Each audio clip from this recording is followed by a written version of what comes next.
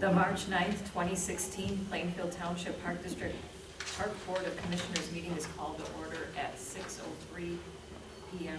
Commissioner Steines, would you like to lead the pledge tonight? Allegiance to the flag of the United States of America and to the republic for which it stands, one nation, under God, indivisible, with liberty and justice for all. Roll call. Ayers? Here. Hurtado? Here. Vandermark? Newton? Here. Poland? Here. Steines? Lumen? Here. Are there any public comments? Okay, no public comments. Is there a motion to approve the consent agenda as presented? I so move. Okay. A motion was made by Commissioner Cohen and seconded by Commissioner Hurtado. Is there any discussion? Poland? Yes. Hurtado? Yes. Ayers? Yes. Newton? Yes. Steines? Yes. Lumen? Yes. Motion carries. Next up is staff reports. First of all, I'm going to apologize. I'm extremely stuffy, so if my voice goes up or you can't hear me, it's because I can't hear myself at all. So it's that kind of day right now. Parks, we've been working on replacing a lot of our park signs with the new logo. They've been doing this as an in-house project for most of our small 3x5 park signs, which we're scraping off the old logo, repainting them up so they get some refurbishment, and then we have a plate that we put on the front of it. So we've done most of the signs within the southwest quadrant.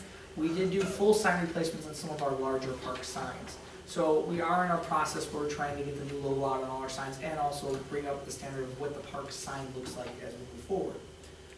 There will be a resident input meeting coming up that Director Brooks Lopez is in the process of establishing for Grand Prairie Tot Lot and Walker Grove to take our new designs that we have for those parks out to them and then get the community input as to how they feel about the designs, and at that point, put the entire process out to bid.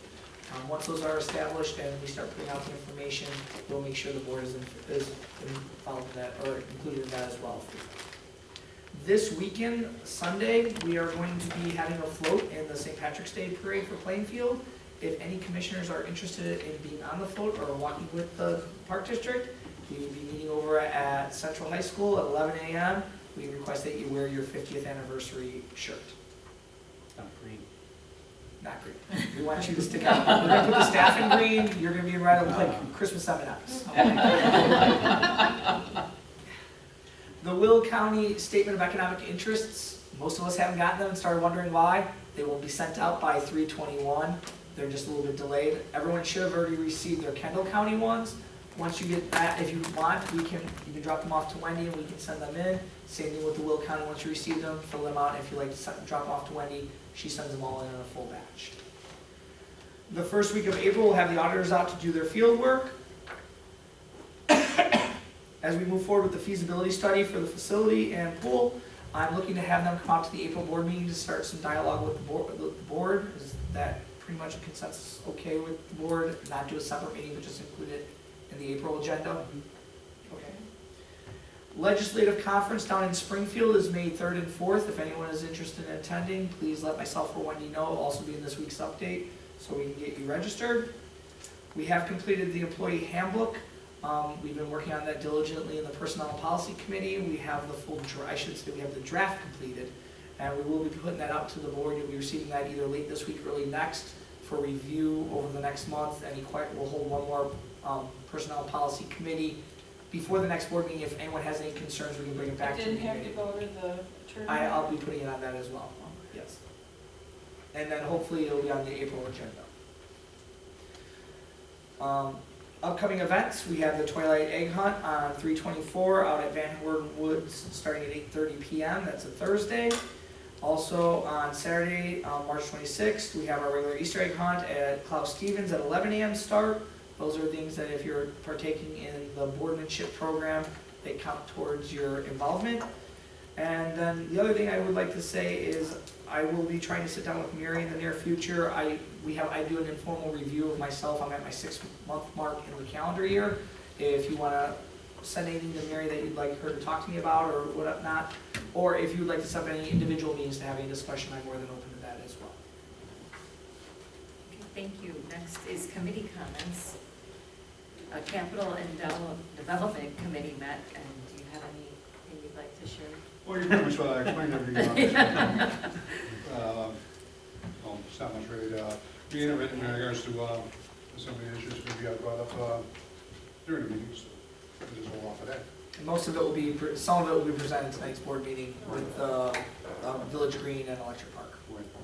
Thank you. Personnel and Policy, Commissioner Pauling, did you have an update?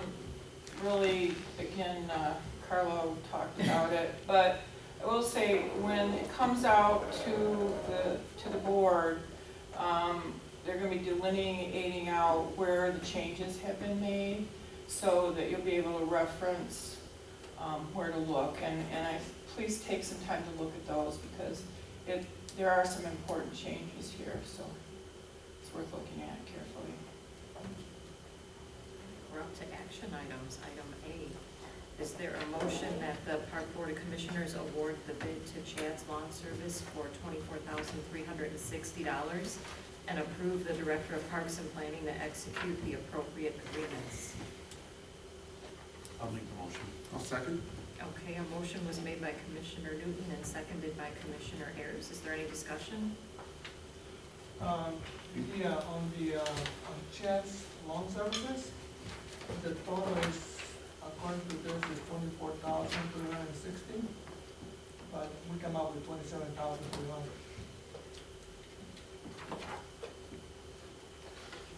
Which is approximately $3,060 difference.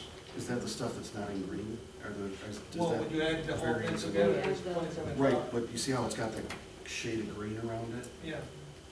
I don't know, what does it mean? I just added the whole thing. It's just Oh, no, like- I We're get you. taking Well, even if you alternates. subtract, you know, The one that's not shaded. No, Yeah, there's there's three. No, there's three. It doesn't come up. There's doesn't even three. doesn't match up to the 3,060. Sure it does. What was the reason for the non-shaded? We're only taking You got alternates 3, 3,000, 4, and 3,000, 6. right? I'm looking at. Oh, I see. So the non-shaded, we would not We include. would not be, so They're not including 1, 2, and 5. So the You get $1,400, you get $1,540, and then you get $1,120. That's over, Those are not being included. right. Yeah, so 1, 2, and 5, you can Why delete. would you even put that on there for the commissioners to even look at it? When you come out with across a bid, you should just get offers to what you guys are going for, not items being omitted in front of us. And then, like I said, putting it underneath the total like that. I don't know how you guys do your, bidding and so forth, your dollar amounts and tracking. It's very confusing, if that's the case. what we, and that is a typo, I don't know how that got. Yeah, why would you In even put, Excel, why would that you was even put that in the reported first place? Well, the reason it's included in there is, basically what we did with the bid is we bid a base bid, which included the majority of properties that we've had in the past. What you're That was presenting a- here, what I'm saying is not the inner rate. You gotta be presenting what we're supposed to be supposedly trying to pass, Sure, not wannabe stuff, yeah, or it's. wishing to be. we No, did you don't the- present that. Okay. We want So, clear, I clarity. understand. It is still wrong, and I will It agree is, with it's that. 23,240. It's off by, Grand Prairie is added into that, and Grand Prairie was pulled out of that bid, so Grand Prairie is not part of that bid. Looking at what we did present to you though, and the reason we give you all of it, whether we're using it or not, so you can see how the base bid and all the alternates, because this is the bid result, the tabulation sheet, how it came in. Understand. We need to, and I agree, what we need to do for future is we'll better clarify what exactly we're asking for approval. But we would always show you the full tabulation, we'll always show you this full tabulation sheet right here, just so that you see where all the bids and all the When it comes alternates. down to final negotiating and so forth, I would like to see what we're actually putting out and voting on, that total amount, In regards to putting these items in there, it just caused a lot of confusion. Which part? In regards to the highlighted in white, that And you that- said it was omitted. Right, it shouldn't be, and that's correct. What I think, and what we'll do better is, beyond showing you the bid results, we'll actually in the future put in the actual request of what we're accepting and what we're taking. Instead of just giving a bid results and highlighting sections of it, we'll actually then put it in more a verbiage format. So We basically, would still show you exactly. we'll still in the future show you the entire tabulation sheet. Right. So if I'm correct, Jen, the Grand Prairie should have been pulled out. It was, when I redid it, I didn't reload the Excel back into So it. if, But the dollar, the final dollar amount's still off. yeah, so really, if we can have amended, if we can amend the motion to make it $23,240. Mhm. Okay, so the original motion was, right, The base bid plus It's the bid- Woodside, Brookside, and Patriot Patriot Square, okay. And that's covered in the description, so at the very description, it lists out the name of the parks that were included in the base bids, and then it does list out the alternate bids that we would be accepting, 3, 4, and 6. So base bid is Aspen Meadows, Lakes, Bentley Road parcels, Golden Meadows 4, Grand Prairie School, John Leach Memorial, McKenna Woods, Ponds, Quail Run, Sunnyland, Sunset Parkway, and the Weller Drive parcels, Wexford, Water's Edge, Winding Creek Playground, and Winding Creek Pond. Those are all included in the base bid. And then it lists out alternates 3, 4, and 6 for the additional. I had a question. I know we got references on Chad's and that they were good and everything, but there was no concern that, and it was such a big variance here. Do we have any? It is a big variance. I talked to Gene Coldwater and Paul Chrisman. Chad's Lawn Service has done work for the Park District in the past, about 10 years ago. That was right around 2006, and they were happy with the work that he's done. And then talking to the Public Works Department over at Joliet, they had their contract last year in 2015, and they've opted to renew for 2016, that they've been happy with that service. And then there were some other references too, but I'd say those are the two biggest. The fact that they have done work for the district in the past, and the district has been happy with it, and the fact that they are currently doing work with Joliet and their contract's been renewed. Those are the There's two no bigger. concern that they're underpaying their employees, or, I mean, if you have it come in so low, I have concerns. Yeah, it's a local contractor, so it's difficult to say how these. Just looking at fuel costs, and so that's, One of the things I will say is we had budgeted 25,000, as you saw up there, using the last 3 years bid. So even, we're seeing the variance off of even the 25,000, which did include all of these alternates, but did include a few of them. So the price with the base bid is comparable to what we were anticipating. And I can personally speak from reviewing last year's and this year's, complete landscaping and a Royal Lawn Care, I can't explain how they're so drastically different from, like, at least the Carefree Lawn Maintenance, and that was the last year's. contractor. So they went up about $8,000 off of what they were charging us last year for the work, where we were anticipating not a huge increase, especially as we look at some of the drop in fuel over the last year, and not as big of an, like, that's what started to raise some of the costs on there, is increase in fuel. As fuel's been coming down, we were assuming that it would maintain in that area. Are these subject? Can I make Go on. one comment? Sometimes, often when people like bid stuff, I know in the past, I used to do bids myself, they really don't want the job, they'll bid it really high. So it's possible that maybe they really didn't want the work, or they didn't think that they could do it for what the amount you would be able to pay, so they just overbid the job. I don't know, to see if you'll take it, because if you'll take it, they'll take the money. I'm just saying, it doesn't make sense. because it's only good for them if they ju- get that. So Larry just asked a question if they're subject to prevailing wage, maybe this will probably go in line with you. We write all our bids with, that we're subject to prevailing wage. By Illinois state statute, the lawn care is not subject to prevailing wage unless it's in a construction site. So if we were having them mow somewhere that was under construction, then we're subject to prevailing wage on that. We'll still hold the contractor prevailing wage unless he provides us with a letter that states, per state statute, et cetera, he is not subject to prevailing wage if he's not provided in a construction site. So we look to get that from the vendor to then put on file for ourselves, which then covers us under that realm. so I would withdraw. Let's withdraw the second, withdraw the motion. Okay, so we'll withdraw that motion made by Commissioner Newton and seconded by Commissioner Ayers. So the new motion would be a motion that the Park Board of Commissioners award the bid to Chad's Lawn Service for $23,240 and approve the Director of Parks and Planning to execute the appropriate agreements. Is there a motion? I'll make the motion. Okay. Second, Oh. Who got that first? Was that you? Oh, Rob, okay. A motion was made by Commissioner Newton and seconded by Commissioner Ayers. Roll call? Newton. Yes. Ayers. Yes. Hurtado. Kathmark. Yes. Poland. Yes. Steines. yes. Ludeman. Abstain. Motion carries. Item B is the Patriotic Picnic fireworks contract. Is there a motion that the Park Board of Commissioners award the fireworks contract for July 3rd, 2016 in the amount of $17,000 to Sky Magic Pyrotechnics and authorize the Director of Recreation to execute the contract after review and revision? So moved. Second, Okay, a motion was made by Commissioner Hurtado and seconded by Commissioner Steines. Is there any discussion? Just so, this is the same vendor that we used last year, so for anyone that was at Patriotic Picnic, we had switched vendors last year due to the shell count and who was providing us with the most shell count. We only received 2 bids this year, one of which was the company that lost the bid last year, and this one, and once again, the company that lost the bid from last year did not provide the shell count again, and we are requesting specific shell counts in our bid. So this was the sole one that came in meeting bid requirements, and we were pleased with the show last year.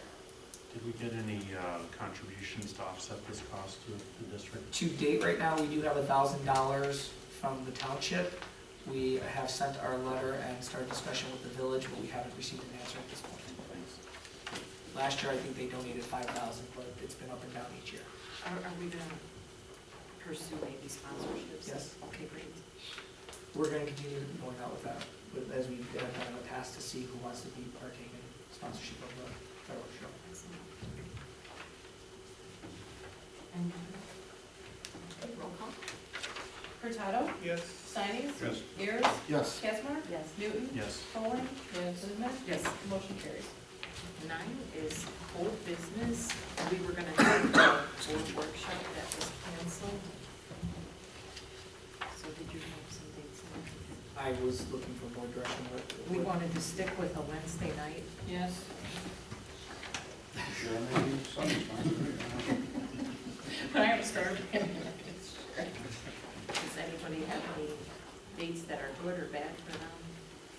When are we talking, ballpark? Are we talking next month, this month? How much time do you guys are probably ready to go? Yeah, whatever is best for the board.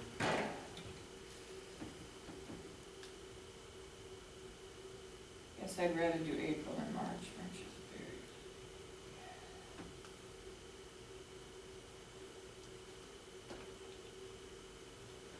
The board meets on the 13th of April. We could go with April 27th Maybe, or March 30th. maybe, anytime. Or is that too close? Is that, because I figure there's 5 Wednesdays in March. Yeah, either one would be fine. What is everyone What else? is it? Maybe March 30th March 30th or April 27th. or April 27th. Yeah, either one will work.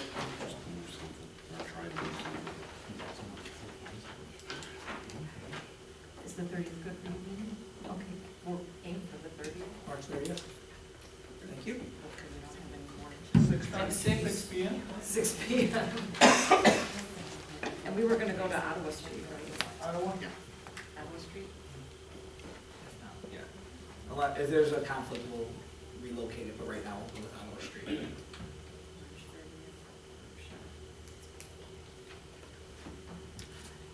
30th. Next is new business. A, Distinguished Park and Recreation Agency accreditation application. So this is just discussion, but to keep the board informed. This is something that we had looked at in our master planning and also previously of working on having the park district established as a distinguished park and recreation agency accreditation. It is what we'd be one of about 60 to 70 park districts in the state if we obtain this. So not everybody has this. This is a huge undertaking that we are looking to move forward over the next anywhere from 7 months to 19 months. It's gonna depend. What will happen is we are looking to submit our letter to put ourselves into the accreditation process. You see behind it all the accreditation criteria that sits behind it.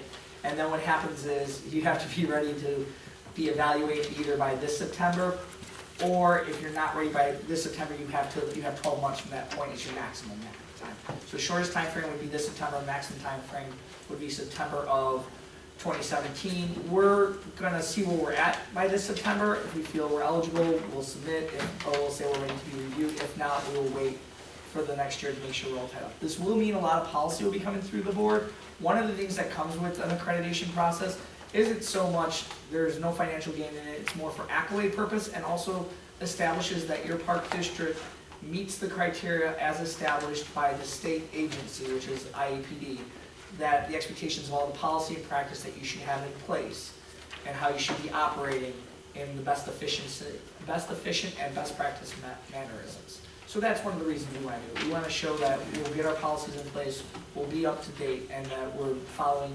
what we should be as a park district. Any questions? What is it called? $500. Is that? Yes. That's the initial process. The only other thing it will cost us is when we have the evaluators out, we have to buy lunch that day. But beyond that, But other than that, there's no other fee to it. It's a $500 application process, and the day the judges come out to evaluate your park any district. additional staff that we need to get? No. One of the things I will say is Wendy will be one of the major coordinators of this, and so we greatly appreciate Good that. luck. You got nothing else to do. So did you. One of the positives of this as we start going through, because we've been working on this for the last couple of months, trying to see where we sit.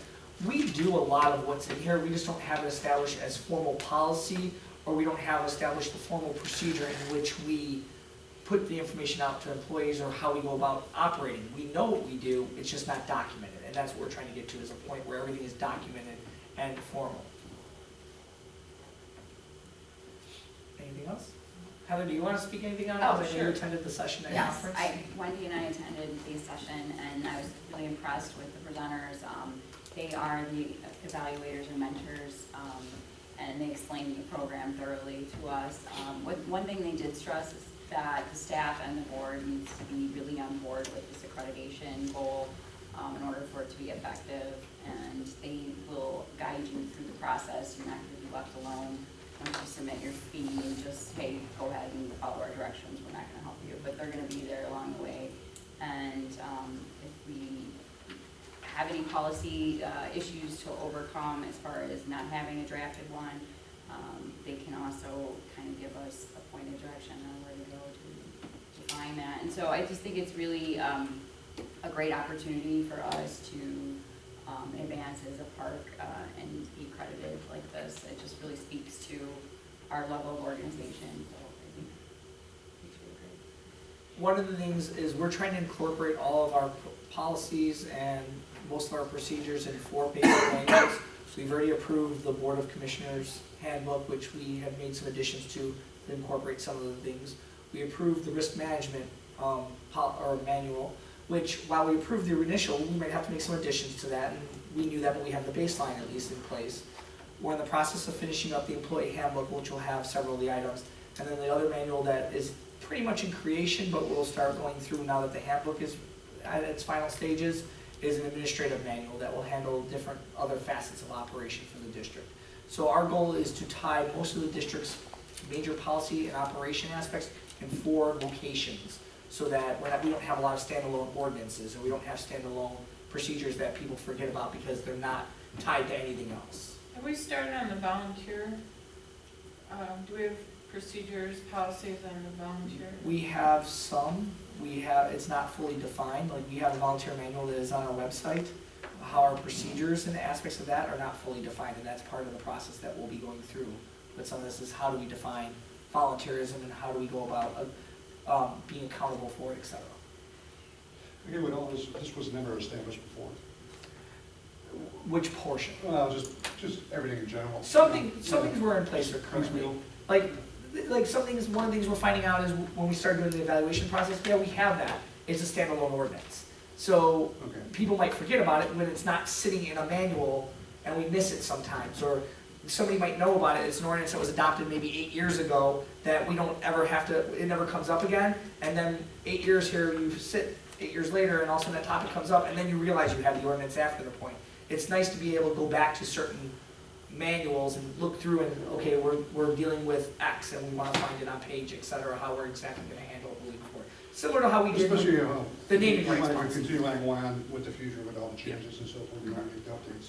Yeah. Unless you have, like I said, good hand on what you have to work with. And one of the positives about, like, when we did the naming rights, we did, ordinance, correct? Was it ordinance or resolution? For naming rights. Okay, we did the naming rights policy, It's really but we pushy. did, now it's a standalone policy, and it won't come up again until something of that nature, we gotta find it. If it's in our, we'll put that in our administrative manual and become part of it. And one of the biggest things with accreditation, when you go for re-accreditation or keep moving forward, there's a requirement in here that you review pretty much everything you have within the last 5 years.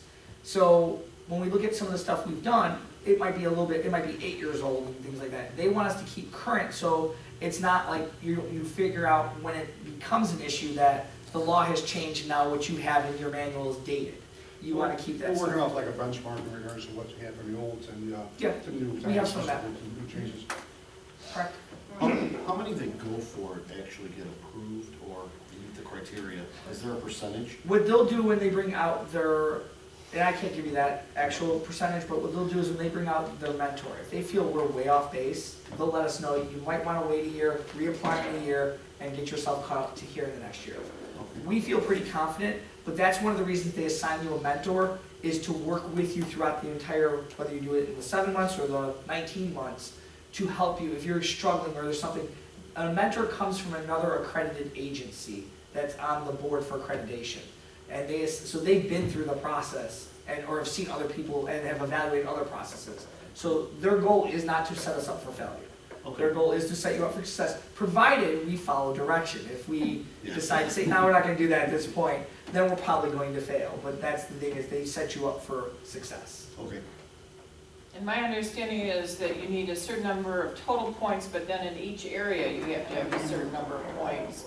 Correct. That, so that you're not, don't have all your points in one area, like in land use or something, and then nothing in.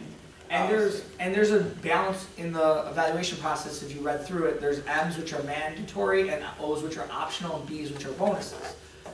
You can have all your mandatory and still be some point short. You have to do some of the optionals. When I say optional, it's so you can pick and choose, or if you let a certain mandatory thing that it just is not applicable to us, you might have to take some extra optionals, but you have to meet, oh no, I take that back. Bonus is the difference. We have to get the most points in our section. So when it had those symbols at the bottom, the MOOO, Yeah. that meant that if you're Division 1, you have, it's mandatory, Yeah. and then option, Yeah. we didn't It depends on what division you're in. So like we would be in the 3rd division, so we're the second from the left. So we'd be that second column of M's or O's if you went down, so looking at it. So there's more that's expected of a district our size that would be expected of a district of 15,000 residents. And how far off are we? I wouldn't say we're far off. We didn't do the point totals. We just Okay. saw how much things like, if you look at most of our mandatories, we have several of them, because there's, a mandatory might have of a section like 5.6, will have 4 different subsections of it. And we might be doing 3 of them that will say, verify where the practice is of how you operate it. Well, we know how we do it, but we have no actual documentation of how it's done.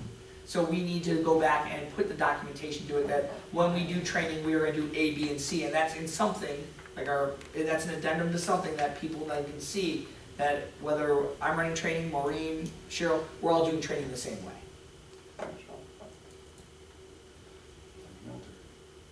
Well, it sounds like Wendy's gonna have her work cut out for her next year.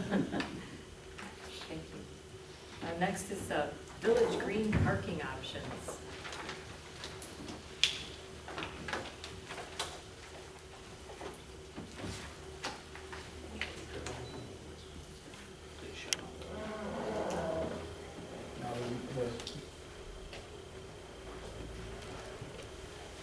So Jennifer and I met with the village a couple weeks back. They'll come up with this. Is that enough? you have the first one, they're both in your board packet, but so everyone can see. Jennifer and I met with the, I'm gonna move out to the front, sorry, Matt, I'll get out of your way too. Got a few. We met with the village, planning department with Randy Jensen, Alan Parsons, I always confuse it. Alan Parsons and Scott Trewitt, to go over some options that they're looking for. What they're looking for is our consensus that we support these options. As we move forward, the first one that they brought up to our attention would be the redoing of Fox River Road. What they're looking to do is they're gonna be coming in here